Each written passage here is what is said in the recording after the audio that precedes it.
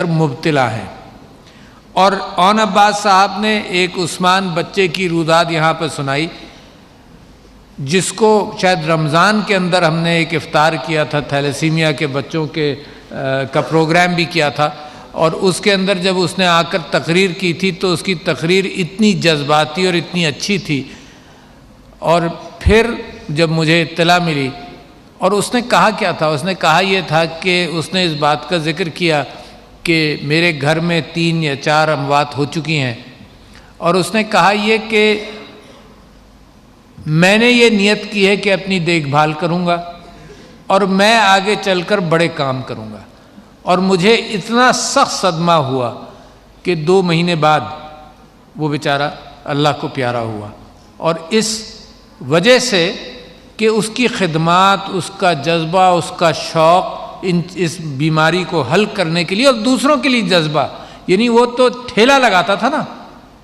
اور اپنے لیے پیسے جمع کرتا تھا اور دوسروں کے لیے کرتا تھا۔ تو میں یہ کہتا ہوں کہ کتنی بڑی بات ہے کہ یہاں اتنے پاکستان کے اندر جو فلنتھروپی کا اور کار خیر کا جذبہ ہے، اس کا اس بات سے تعلق نہیں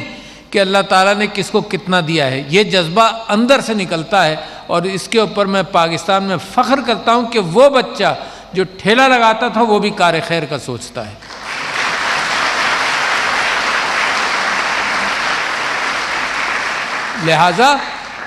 لہذا اور یہ بھی شاید میں ذکر کر چکا ہے، نہیں کیا، یہ ریکگنیشن تھیلیسیمیا کا میں سمجھتا تھا کہ بے انتہا ضروری ہے کہ ہر سال پریسیڈنشل ایوارڈز، صدارتی ایوارڈز کا اعلان ہوتا ہے۔ اس میں اس سال 23 مارچ کو عثمان کو پریسیڈنشل ایوارڈ مل رہا ہے انشاءاللہ۔ وہ اس بچے کی ریکگنیشن ہے،